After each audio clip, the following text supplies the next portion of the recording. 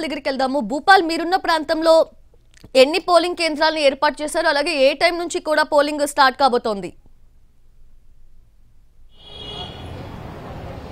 సౌజన్య, రేపు ఉదయం 7 గంటల నుంచి ఈ పోలింగ్ ప్రక్రియ ప్రారంభమవుతుంది. ప్రధానంగా భద్రాద్రి కొత్తగూడెం జిల్లాలో కొత్తగూడెం, మనుగూరు, ఇల్లందు ఈ 3 కేంద్రాల్లో 4 ఏరియాలకి ఎన్నిక జరగనుంది. అంటే మొత్తం తెలంగాణ వ్యాప్తంగా సింగరేణిలో 11 ఏరియాలు ఉంటాయి. ఆ 11 ఏరియాల్లో 4 ఏరియాలకు సంబంధించి భద్రాద్రి కొత్తగూడెం జిల్లాలో ఉన్నాయి. దీనికి సంబంధించి ఉదయం 7 గంటల నుంచి సాయంత్రం 5 గంటల వరకు పోలింగ్ ప్రక్రియ ఉంటుంది. ఆ తర్వాత కౌంటింగ్ ప్రక్రియ ఉంటుంది. దీనికి సంబంధించి మొత్తం కూడా అంటే మొత్తం సింగరేణి వ్యాప్తంగా 84 పోలింగ్ కేంద్రాలు ఏర్పాటు చేయగా దానికి సంబంధించి మొత్తం కూడా 600 మంది సిబ్బందిని, అంటే ఒక పోలింగ్ 600 మంది సిబ్బందిని ఏర్పాటు చేశారు. అదేవిధంగా కౌంటింగ్ వచ్చేసరికి కూడా 400 మందిని సిబ్బందిని సపరేట్గా ఏర్పాటు చేసినట్టుగా సింగరేణి డైరెక్టర్ అంటే బలరాం కొద్దిసేపటి క్రితం చెప్పడం జరిగింది. మొత్తం దీనికి సంబంధించి కొంత ఉత్కంఠమైన పరిస్థితి కూడా జరుగుతుంది.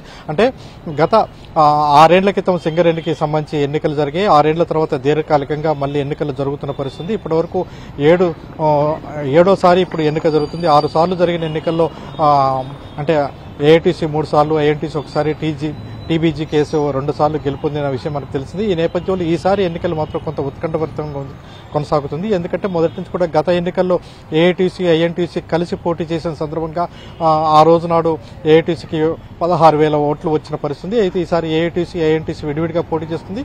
టీబీజీ కేసు కొంత గందరగోళమైన పరిస్థితిలో అంటే ఎన్నికల్లో పోటీ చేయము, తర్వాత ఎన్నికల్లో పోటీ చేస్తామని చెప్పడంతో కొంత క్యాడర్, టీబీజీ కేసు సంబంధించిన క్యాడర్ అంతా కూడా ఐఎన్టీసీలో, ఏఐటీసీలో చేరడం జరిగింది. దీనికి సంబంధించి కొంత ఉత్కంఠమైన పరిస్థితి కూడా ఉంది. గత 3 రోజుల నుంచి కూడా సింగరేణి ఏరియాలో ఐఎన్టీసీకి సంబంధించిన వాళ్ళంతా కూడా విందు రాజకీయాలు కొనసాగుతున్నాయి. అయితే ఈ ఎన్నికలు కూడా సాధారణ ఎన్నికలు తలపించే విధంగా, అంటే ఎమ్మెల్యే, ఎంపీ ఎన్నికలకి ఏ విధంగా అయితే ప్రచారం కొనసాగుతుందో, ఏ విధంగా అయితే డబ్బుల పంపిణీ, మద్యం పంపిణీ జరుగుతుందో ఆ స్థాయిలోనే ఈ ఎన్నికలకు సంబంధించి కూడా ప్రచారము, అదేవిధంగా పంపిణీ జరిగిన పరిస్థితి. ఈ నేపథ్యంలో ఎటువంటి అవాంఛనీయ సంఘటనలు జరుగుతాయనే కొన్ని చోట్ల కార్మిక సంఘాల మధ్య ఘర్షణలు జరిగే అవకాశం ఉంటుంది.